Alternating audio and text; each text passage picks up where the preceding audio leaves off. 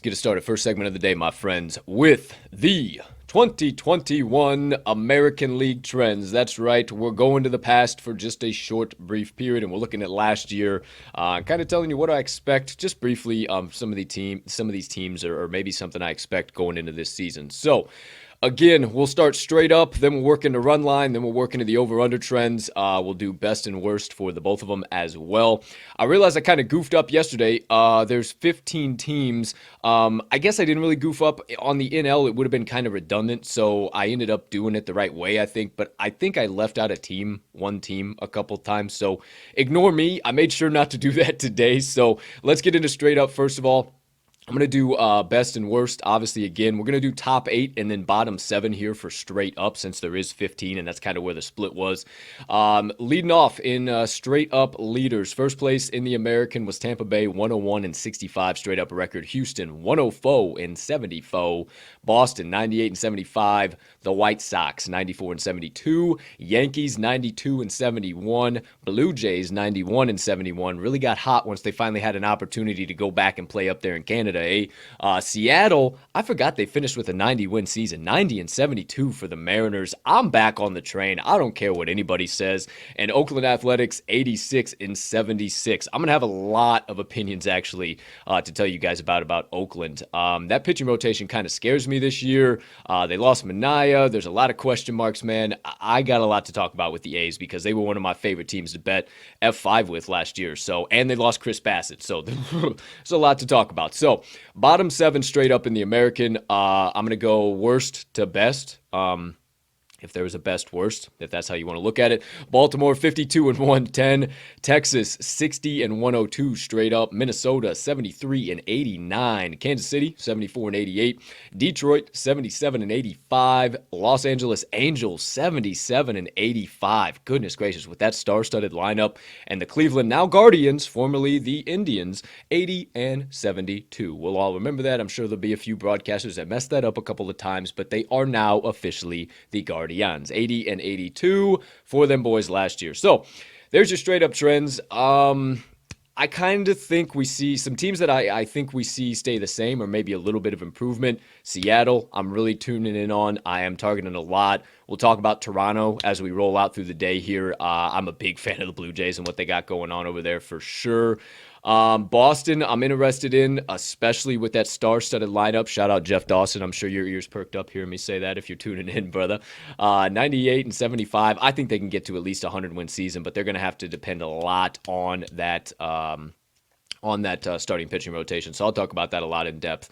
And then, I don't know, speaking of pitching, if Baltimore can get some shit together as far as that goes and John Means can stay healthy this year, I don't know, maybe Baltimore's got something going on. I'll talk about that more in depth, but let's stick with the trends for now and move it into the run line, my friends. We'll go top 7 and bottom 8 this time around for the run line. Starting things off again, Tampa Bay leading the pack in the American League, 98-68 to the run line last year. You got to imagine a lot of those were with them as -1.5.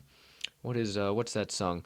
I was going to do the Rosarena Macarena, but I can't remember the whole damn thing unless I look at the words. So, hey, Pablo, Tori, I'm coming for you, my man. Don't you worry. I'll have those lyrics out soon enough. But for now, let's keep it rolling. I can't wait to see Randy or Rosarena do some stuff and be able to sing the Rosarena Macarena and have the usual Pablo Tori back and forth that I do throughout the MLB season. It's a blast. Love you, Pablo. Appreciate you, dude, and all your content.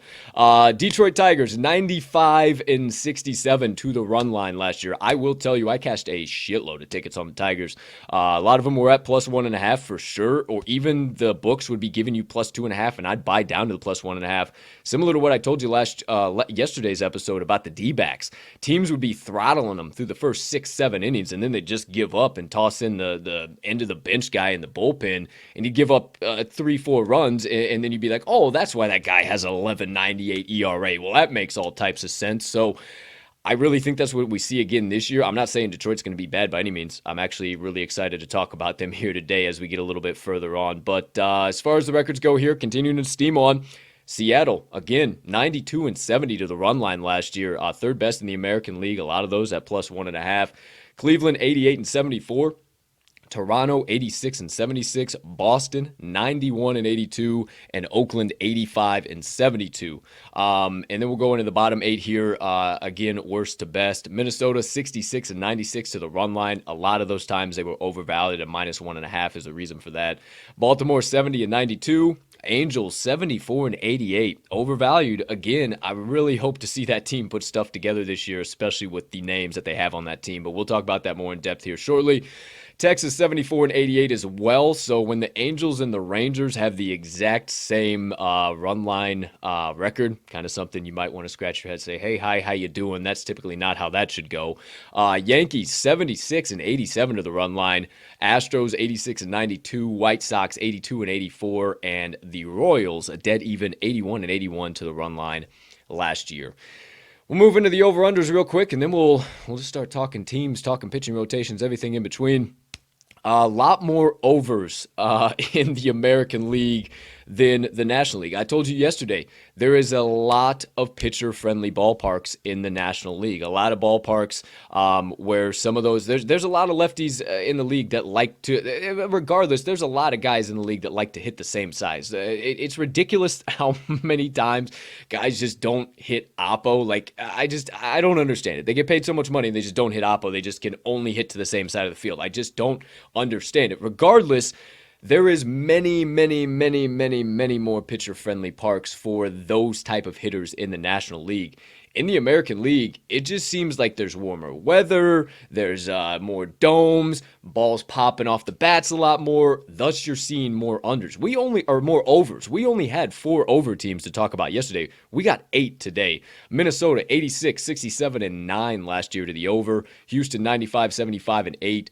Angels 87, 72, and 3. Tampa Bay 86, 72, and 8. Cleveland 85, 72, and 5. Seattle 83, 75, and 4. Interesting there. Texas 78, 74, and 10. And Baltimore 79, 77, and 6 to the over. As far as the unders go, it wasn't like it was outlandish for some of them. It kind of was, kind of the bottom 4 here. But then once you get into the 5, 6, and 7 in the worst to the best here, or I guess the best to the worst when it comes to the under. Sorry if I'm confusing you all over the map. These are all to the under. Detroit to the under last year was 88, 68, and 6. So these are the best under teams in the American League. Detroit 88, 68, and 6 to the under. Yankees 89, 69, and 5 to the under. Blue Jays 84, 69, and 9. And the Royals 82, 68, and 12. A little bit better, not as severe. White Sox 83, 73, and 10 to the under last year. Oakland 83, 74, and 5. And Boston, the old Red Sox, 87, 82, and 4 to the under last season. How's it going? How about that? What do you know? All of the 2021 trends. What a perfect time for it to be going right by my dome piece. Sometimes I forget which way I'm going here.